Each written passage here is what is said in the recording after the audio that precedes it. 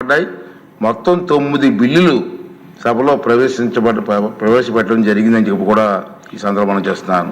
అన్ని బిల్లులు కూడా ఏకగ్రీవంగా ఆమోదం పొందాయని కూడా ఈ సందర్భంగా మీ అందరికీ కూడా మనవి చేస్తాను.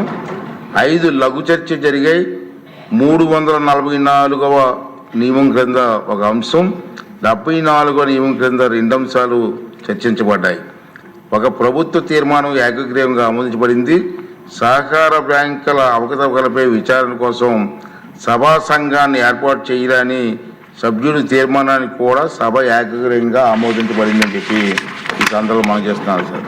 ఈ సమావేశంలో ప్రతిపక్ష నాయకుడి హోదా గురించి నేను ఒక రూలింగ్ కూడా ఇచ్చాను. వివిధ అంశాల మీద సభ్యులు మొత్తం 127 ప్రసంగాలు చేశారు సార్.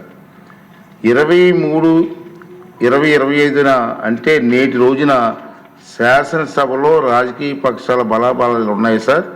తెలుగుదేశం పార్టీకి 135 మంది సభ్యులు, జనసేన పార్టీకి 21 మంది సభ్యులు, వైఎస్ఆర్ పార్టీకి కాంగ్రెస్ పార్టీకి 11 మంది సభ్యులు మాత్రమే ఉన్నారు.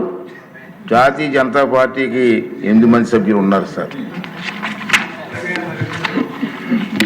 తర్వాత